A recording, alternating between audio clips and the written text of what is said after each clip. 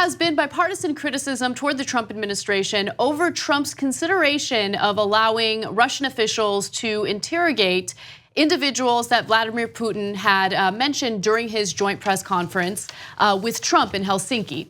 Now, this was in the context of the Mueller investigation and whether or not Putin would help to either extradite the 11 individuals, or I should say the individuals that have been indicted under Mueller's investigation.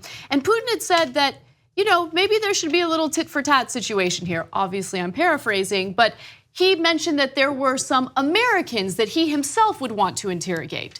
And Trump thought that maybe that was a good idea. So let me just, first of all, I love the idea of Putin being like, perhaps we can do tit for tat. He's too smart to speak that way. He's an intelligent guy, but he is a scary person. Okay, so I remember during the press conference when Trump said, Vlad over here says that he might be able to help us with our investigation. I thought that was an incredible offer. That's a quote. He said it's an incredible offer, and I thought, help us with the investigation? We're investigating him. And we said it as we were covering it. We're like, wait, that's like asking bin Laden to help us with the investigation on 9/11. That makes no sense. Now, you could say it's a different scale, although they are attacking our elections and hence our democracy. So it's a very significant issue here. But no matter what, you don't ask the guy who you think committed the crime to help you investigate the crime. That was already crazy. Right. But we didn't know at the time the things that Anna is telling you now, which is that it turns out part of his offer was you hand over your former ambassador and maybe I execute him. What? No, okay, hold. Okay, all right, hold on. So you did add the maybe I execute part, but knowing Putin and the way that he has handled opposition, enemies, journalists who just do their jobs as journalists and write about him critically, it is a concern that he would do something fatal to them. But he didn't obviously say that out loud. No. Okay, but I want to be clear. One of the guys that he asked for, it came out today, and we'll tell you about it. He said, no, if you hand me over to Putin, he will kill me. Yeah. Okay, so this is mental. This should never be discussed. But it was confirmed yesterday by Sarah Huckabee Sanders. Yeah, we're thinking about it. That Trump was considering it. Okay, so this is what I need everyone to do. I need the audience to sit back in your chairs, relax as I set up this story.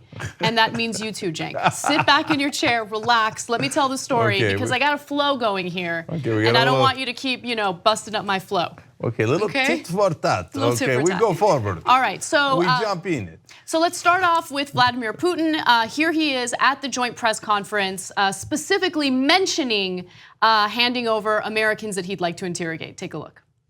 We can offer that the appropriate commission headed by Special Attorney Mueller, he can use this treaty as a solid foundation and send an official request to us so that we would interrogate, we would hold a questioning of these individuals who he believes are privy to some crimes. And our law enforcement are perfectly able to do this questioning and send the appropriate materials to the United States. Moreover, we can meet you halfway, we can make another step. We can actually permit official representatives of the United States, including the members of this very commission headed by Mr. Mueller, we can let them into the country and they will be present at this questioning. But in this case, there's another condition. This kind of effort should be a mutual one. Then we would expect that the Americans would reciprocate and they would question officials, including the officers of law enforcement and intelligence services of the United States, whom we believe who have something to do with illegal actions on the territory of Russia. And we have to request the presence of our law enforcement. Okay, I have to clarify something very quickly. So understand what he's saying there. He's not saying, oh, the people who were found of wrongdoing, the people who have been indicted under Mueller's investigation, we're considering extraditing them. That is not what he's saying. He's saying, we in Russia will do you guys a favor and question them ourselves? And are we not merciful? We will allow Mueller's team to be there as we question them. Okay, so understand what that means. I mean, anyone that has any experience in any of this would know this. So Trump, in a best case scenario, is a total idiot that didn't understand what Putin was saying.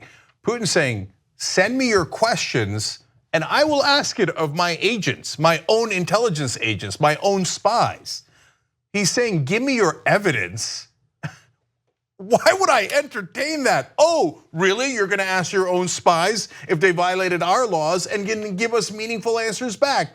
Who would be so monumentally stupid as to believe that that was a real, genuine offer? And then he says, oh, you can send Mr. Mueller over here and we see what we do with him, right? Okay, now I don't think that they would harm Mueller, although with Putin you never know.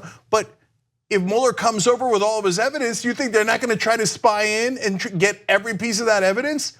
Only someone who's working with Putin, or again, like mentally damaged, would be like, oh, incredible offer. That's an incredible offer. Okay, busting up my flow. So yeah, all right, so this is what Putin suggests. And when it comes to Americans, there are 11 Americans that he wants to interrogate. And those Americans include former US Ambassador to Russia, Michael McFaul, and also financier Bill Browder. Now, Bill Browder has done some lobbying in favor of sanctions against Russia. Russia doesn't like that, and so they would like to interrogate him. Now, after hearing this proposal, in the world stage, everyone's watching. What was Trump's immediate reaction to what Putin said? What he did is an incredible offer. He offered to have the people working on the case come and work with their investigators with respect to the 12 people. I think that's an incredible offer. Look, I know it's hard to break through to Trump supporters, but send this to people you know, send this video to people you know who are Trump supporters or independents, right? And ask them the same question we're asking them. How could anybody think that a guy who was a former KGB agent like Vladimir Putin, who says, give me your evidence and I will help you in the crime that you're investigating that you think that I committed? How could anybody be stupid enough to think that that was a great offer? What a generous offer that is. And that's your best case scenario. Because the worst case scenario is Trump knows it's a terrible offer, but he's saying it's great because he works for Putin. Which one is it? Because it's one of them. Nobody in their right mind could possibly think, oh, great, let's hand over all of our evidence to the guy we think did it. That'll be a great strategy. I bet he helps us. So not only hand over our evidence, in exchange for handing him over that evidence, which by the way benefits Putin, we will also allow him to interrogate Americans. Hey, look, a former diplomat, that's the former US ambassador to Russia, right? If we allow our diplomats security to be threatened like that, then none of our diplomats are safe. That's the whole point of diplomatic immunity. But if you start handing over diplomats to our enemies because you think in return you're going to get their help in a crime that they committed, you've endangered the entire State Department, every diplomat we have, and made us so much weaker to even entertain that idea that if I proposed that and I had someone on the opposite side negotiating with me and they said, oh, that's just an incredible offer, I might think about that. I think, I got this guy. This guy's a total buffoon. I'm gonna take him for everything he's got. I mean, it's like you're playing poker with somebody, you're like, let me see your hand and I'll help you with your hand. And the guy's like, that's an incredible offer. Let me show you my cards. You go, okay, I'm gonna take every dime he has. This is the dumbest guy alive. Well, he's a great negotiator, Cenk. So let's hear from Michael McFaul, who was very much concerned about Trump considering this. And there is an update to this story. Luckily, Trump appears to have had a change of heart, but only after there was considerable backlash, not just from Democrats, but Republicans as well. So let's hear from Michael McFaul. This is the former US ambassador to Russia. With his meeting with Trump, you know, it's classic whataboutism. You know, you got your problems, we got our problems, you have your charges, we have our charges against your American government officials. And what I fear, you know, because President Trump probably is not as conversant in these issues as he should be, or most certainly not as conversant as Putin is he probably just nodded along.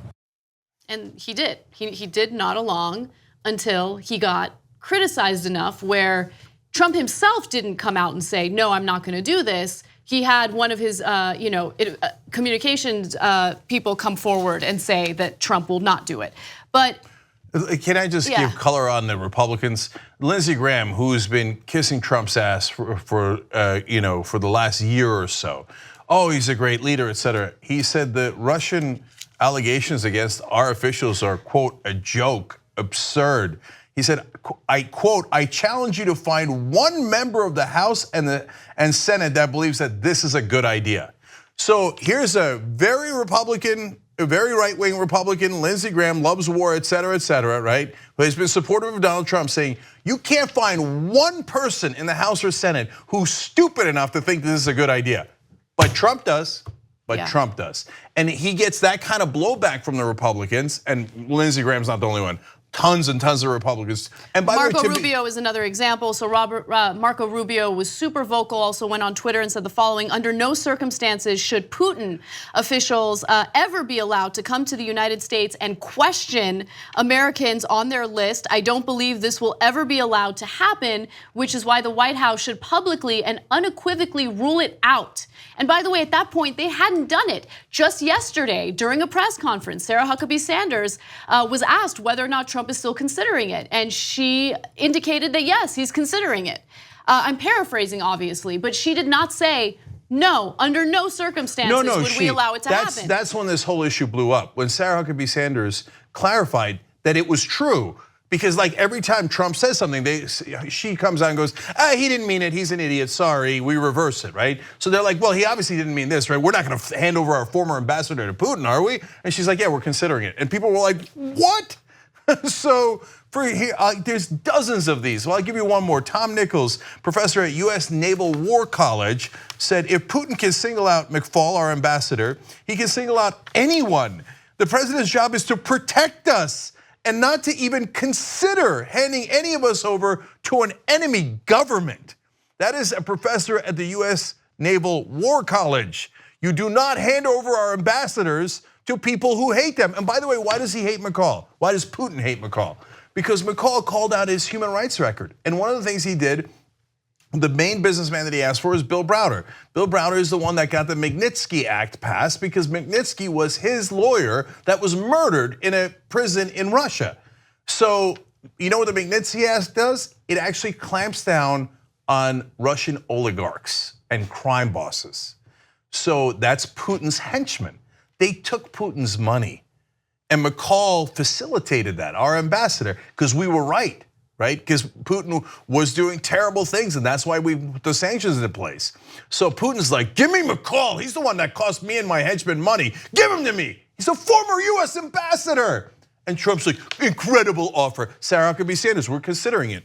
That's when everybody was like, including all the Republicans, no, you are not considering that, you schmuck. That is a terrible and incredibly weak thing to do. That's why finally today, Trump administration comes out and goes, I guess we're not considering it anymore. Exactly. So that statement did not come from Trump himself. It did come from Heather Nauert. So let's hear what she had to say. I can't answer on behalf of the White House with regard to that, but what I can tell you is that the overall assertions that have come out of the Russian government are absolutely absurd. The fact that they want to question 11 American citizens and the assertions that the Russian government is making about those American citizens, we do not stand by those assertions that the Russian government makes. Yeah, when they asked the FBI director, who was in charge of the investigation ultimately, special counsel reports to him, et cetera, are you considering taking the Russians' help in your investigation of the Russians? He said, it is, quote, not high on our list of investigative techniques. Okay, when they said, how about handing over Americans to Putin so that Russians can help your investigation of Russia? He said, quote, that's probably even lower on our list of investigative techniques. Now, here's a guy who's a Republican appointed by Donald Trump. He has to find the most polite way of saying the president is a moron or a traitor, but there's no way we're gonna hand over Americans to Putin so that he could help us with our investigation of Putin. 2 easy ways to follow Young Turks.